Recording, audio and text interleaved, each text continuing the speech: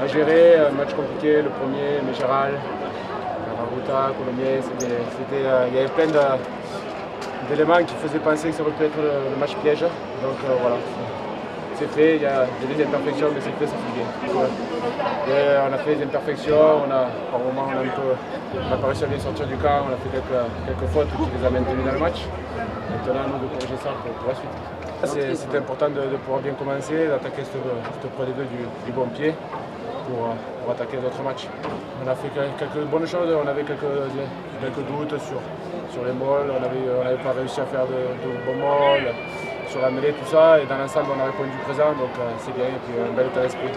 C'est bien, ça fait plaisir de voir les Gérald comme ça, bouillonnant. J'espère qu'on leur a fait plaisir. Donc voilà, pour que ça dure sur toute la saison. De ce match-là, c'était de faire matcher et donner du temps de jeu et du rythme à des joueurs qui n'ont pas eu justement cette chance-là sur les matchs de préparation. Je crois qu'il y en a une dizaine qui ont commencé aujourd'hui sans repère, je dirais, et avec un niveau physique vraiment très très faible. Donc c'est ce qui a fait la différence sur ce match. On a vu une équipe de Perpignan bien physiquement, bien sur les impacts, et une équipe de Colomiers qui, malgré tout, a résisté, a entrepris par moments et n'a pas concrétisé ses temps forts. C'est dommage. Ne vous inquiétez pas plus que ça de ne pas avoir eu de franche occasion d'essai finalement. Non, parce que je ne vais pas incriminer mes buteurs par leur échec, notamment à un moment clé du match où on aurait pu vraiment revenir et se rapprocher du score et faire douter un peu plus ces Perpignanais. Mais je dirais que c'est lié avec notre niveau physique. Et voilà, quand on n'est pas bien physiquement, quand on est un peu dans le rouge, on manque de lucidité dans le geste technique à accomplir. Et voilà, donc c'est pour ça que c'est pas passé, mais je suis persuadé que les joueurs ont tout donné aujourd'hui, même si on a eu du mal, et que il y aura des jours meilleurs, et que petit à petit on va retrouver un peu d'homogénéité au niveau de notre état physique, et notamment par rapport au groupe entier. Voilà, il y a encore un match où on va faire matcher des joueurs à l'extérieur. Ça sera une autre équipe contre Mont-de-Marsan. Et ensuite, avec la réception de Carcassonne, ça sera l'équipe la plus en forme. Et je dirais les joueurs les plus en forme qui commenceront ce match contre Carcassonne. C'est pas un match de préparation quand même que vous avez joué aujourd'hui. Non, l'idée derrière la tête, c'était d'être dans le match avec ces joueurs auxquels on voulait donner du temps de jeu, justement, faire douter cette équipe. On y était, à la mi-temps on est à 10-6, ensuite on a la possibilité d'avoir une pénalité qui nous ramène à 19 et une autre qui nous fait passer devant, donc, alors que c'est Perpignan qui passe devant à 13-6 et ensuite il y a eu 3-4 échecs je crois en seconde mi-temps, pendant nos temps forts, c'est ce qui me gêne un peu, mais bon, j'en veux pas à mes joueurs qui ont tout donné sur ce match et qui ont manqué un peu de lucidité et de fraîcheur physique. Donc, mais bon, c'est encore un match de préparation pour nous face à une équipe qui prétend justement à la montée directe. Donc elle a joué avec son rugby, ça a réussi aujourd'hui. Mais c'est dommage parce que quand même, si on avait réussi ces pénalités, si on avait un peu plus concrétisé nos temps forts, on aurait pu faire douter un peu plus et ramener peut-être au moins un point de ce déplacement. Malheureusement, j'ai pas pu faire un coaching, que j'avais préparé parce que on a eu beaucoup de blessés quand même sur ce match-là. Donc il va falloir faire le point rapidement avec le staff médical pour pouvoir essayer de composer justement. Et de préparer notre semaine et notre déplacement à Mont-de-Marsan. Comment tu as trouvé l'équipe de l'USAP aujourd'hui ? J'ai trouvé une équipe de l'USAP bien en place physiquement. D'ailleurs, c'est ce qui a fait la différence, notamment au niveau des duels. Ensuite, ce que je peux retenir de cette équipe, bien en place au niveau de la conquête aussi. Et après, c'est dommage, ils avaient 3 ou 4 ballons à négocier, peut-être à négocier et à jouer surtout. Mais après, ça leur a donné raison, ils ont gagné.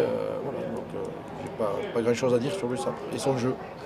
Donc déjà en rentrant dans le vestiaire visiteur et ensuite sur le terrain, l'accueil que j'ai eu, ça m'a énormément touché. Ça fait plaisir de savoir que le public, que le peuple catalan ne m'a pas oublié, notamment, et aussi qui a respecté le travail que j'ai fait pendant 18 ans dans ce club et auquel j'ai été à son service. Tu t'attendais à cet accueil ? Je m'y attendais, oui, plus ou moins, mais comme ça quand même. Je crois que c'est le premier Catalan qui revient à Mégéral qui a un accueil comme ça, quoi. Donc ça me touche énormément. Et j'en ai vu passer les Catalans en tant que joueur. Je sais que ça ne s'est pas bien passé pour eux. Soulagement parce que on avait hâte de débuter ce championnat, on ne savait pas trop ce qu'on en était puisqu'on n'avait eu que 2 matchs amicaux, il y avait eu pas mal de turnover dans l'effectif et rien ne remplace la compétition. C'est vrai que ce soir on a vu un vrai match de Pro D2 avec des zones ruck très contestées, avec un jeu d'avant très contesté et il fallait de suite qu'on trouve nos marques, voilà, avec un contexte assez particulier avec le retour de Bernard ici. Donc il y avait tous ces éléments à gérer pour une première et ça n'a pas été facile pour tous les acteurs de l'USAP. La conquête a été dominatrice, oui, mêlée ça a été. Je pense qu'on aurait pu mieux faire encore sur certains molles, même si on marque sur un molle pénétrant. Je pense qu'aujourd'hui on a voulu aller encore trop vite. Je pense qu'il fallait construire un peu plus notre jeu avec nos avants, aller les agresser. On a vu qu'ils gardaient pas mal de joueurs restés au sol et il fallait être un peu plus patient avant d'envoyer nos 3 quarts. Voilà, maintenant, comme je vous disais, il y avait pas mal de crispation autour de ce match. On est content d'avoir gagné. Les joueurs, beaucoup de joueurs ne connaissaient pas le niveau. Ils ont dit c'est ça la Pro D2. Ça risque d'être ça beaucoup de week-ends, mais après si on arrive à être plus performant sur les zones de ruck, mettre un peu plus de rythme, on pourra créer un peu plus d'alternance dans notre jeu. On a vu cet après-midi que les plaqueurs restaient beaucoup dans le camp de l'adversaire, et ce qui fait qu'on a eu du mal à mettre du jeu en place. Défensivement, c'est une satisfaction aussi ce soir? Oui, défensivement c'est une satisfaction parce qu'il n'y a pas eu d'essai de l'équipe adverse et c'est vraiment, on l'avait bossé depuis le début de la reprise, c'était une phase de jeu que l'on voulait maîtriser. Voilà. Partons d'une conquête, d'une défense solide. Il faut y greffer encore un peu plus d'alternance dans le jeu au pied, d'efficacité au jeu au pied parce qu'on a vu qu'en second mi-temps on avait du mal à se dégager de notre camp alors qu'on avait le vent. Et ça va être les prochains sujets de travail. Voilà. C'était la joie, du soulagement, et puis bon, voilà, le contexte, je ne peux pas vous dire combien il y avait de personnes. 12 000, c'est énorme en Pro D2. Il n'y a qu'en phase finale où on voit autant de monde, où on ne le voyait qu'à La Rochelle, quoi. On avait à cœur de rendre tous ces gens-là heureux, de rendre une bonne copie, et c'est vrai qu'on s'est mis une petite pression supplémentaire par rapport à ça. Et puis je vous dis, on est une équipe qui descend. Et il y a pas mal de cicatrices qui ont été refermées, mais pas toutes, quoi. Voilà, il va falloir être patient, on va construire tranquillement, avancer petit à petit et maîtriser toutes les bases de notre jeu. Ouais. Vous, votre buteur était plutôt régulier. C'était une évidence de faire buter Bousquet? Ouais, John Bousquet a une frappe en plus qui correspond bien à ce stade, puisqu'il n'y en avait pas trop, mais il a une frappe tendue et avec le vent, le ballon peut être moins pris par les rafales. Donc il a de bons pourcentages aux entraînements et c'était lui qui nous semblait évident à instaurer comme premier buteur. Après c'est vrai que vous parliez d'efficacité des buteurs de Colomiers, la Pro D2 c'est l'équipe la plus pragmatique qui gagnera. Voilà. Il n'y aura peut-être pas des matchs sur le contenu super aboutis, mais l'idée c'est d'être devant au score et d'enfiler les points. Voilà, si on fait le job sur le terrain, si on mouille le maillot, la communion peut rapidement se faire. Voilà. On aura le droit de tomber sur meilleur, mais voilà, dans l'investissement, on n'aura pas le droit de se louper. Il y a de très bons jeunes à l'USAP. Profitons de ce contexte pour les deux pour les faire grandir rapidement. Il y aura de la place pour eux. C'est un championnat long, mais il faut qu'ils sachent qu'à chaque fois qu'ils seront utilisés, voilà, ils devront saisir cette chance parce que malheureusement le nouveau rugby, le milieu professionnel ne laisse plus le temps à ces jeunes joueurs. Voilà. Il n'y a plus de temps maintenant, on demande des résultats de suite et c'est eux qui en font les freins. Maintenant, chapeau à ces jeunes-là parce que, comme vous l'avez dit, ils ont répondu présent. C'était pas évident, ils peuvent se trouver aussi. Mais la Pro D2, un championnat qui se joue sur la durée. Il ne faut pas oublier qu'on aura au mois de novembre où on va perdre pas mal d'internationaux. Les jeunes auront un rôle aussi à jouer à ce moment-là. Voilà. On n'y est pas encore, on va se concentrer sur Massy dimanche prochain. Et après, on va d'autres choses. Ouais, c'était comme je vous disais, je crois vendredi, que ce serait pas simple parce qu'on avait fait le choix de reprendre le rugby très tard et cette équipe de Colomiers n'a pas beaucoup changé au niveau de son effectif. Était venu ici pour faire un résultat sans pression parce que finalement perdre à Perpignan, c'est somme toute normal, mais gagner ça aurait été tout à fait différent. Et nous on se devait de l'emporter coûte que coûte, donc forcément une pression supplémentaire. On a marqué sur un ballon porté, donc ça c'est vraiment une bonne chose. Satisfait du comportement de la mêlée.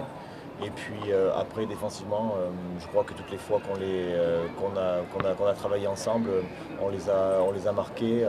Je pense qu'on a manqué un peu de patience parce que si on avait été un peu plus patient, il y a je pense 4 ou 5 ballons qu'on aurait pu récupérer dans de bien meilleures conditions, mais globalement je pense qu'on a bien travaillé en défense.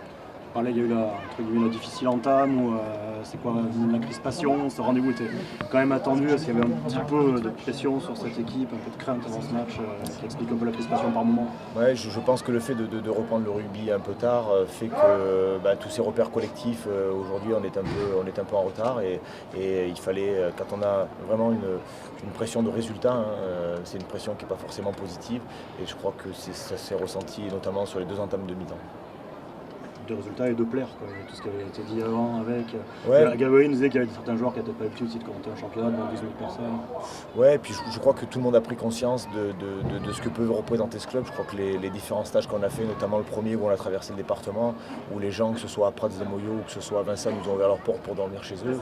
Je crois que c'est un message qui est très fort et qui montre l'engagement que peut avoir le peuple catalan pour cette équipe de l'USAP.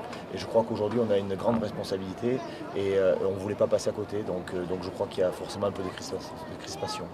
Les points noirs ce soir, peut-être l'indiscipline et l'animation offensive? Oui, il y a plein de choses à régler.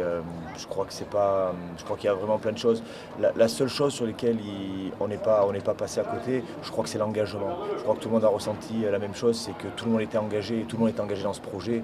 Et ça, c'est vraiment une bonne chose parce que ça veut dire que là-dessus, on peut vraiment bâtir. Donc après, l'animation offensive, le jeu au pied, il y a plein de choses à parfaire, mais l'engagement est là et je crois que ça, c'est vraiment une priorité et c'était vraiment une priorité de ressentir cette envie d'aller de l'avant et cette envie d'avancer. Je suis content de ces 2 jeunes joueurs, que ce soit le petit Brazo, que ce soit le petit Rabat, parce que voilà, ils ont travaillé avec leur cœur dans un système qu'on avait mis en place où ils ont trouvé complètement leur place et où ils devraient s'y sentir de mieux en mieux. Je crois que c'est important et aujourd'hui. Ce que je leur dis, c'est qu'aujourd'hui la concurrence, elle n'est pas entre Rabat et Pérez, mais elle est entre Rabat et qu'aujourd'hui, il faut élever son niveau de jeu. Si la semaine prochaine, Pérez joue, il va falloir qu'il mette la barre encore un peu plus haut. Et je crois que comme ça, l'USAP ne pourra qu'aller vers le haut et qu'en sortir vainqueur. Je crois vraiment qu'il y a une prise de conscience de l'ensemble du groupe de ce que peut être l'USAP et de ce qu'est l'USAP. Et comme je vous dis, quand les gens vous ouvrent leurs portes pour vous dire venez dormir chez moi, des gens qu'on ne connaît pas, mais simplement qui supportent l'USAP, je crois que c'est pas neutre et c'est pas anodin. Et aujourd'hui, on se doit de rendre à ces gens leur fierté, à rendre à ces gens tout ce qu'ils peuvent nous apporter. Et nous, la façon dont on peut leur donner, c'est simplement montrer cet engagement sur le terrain et surtout ne jamais rien lâcher. Voilà, se faire, comme on dit de façon un peu vulgaire, se faire rayer la carrosserie pour ces gens et travailler en pensant à eux, parce que dès qu'on est un peu fatigué, je crois qu'on va chercher l'énergie chez eux.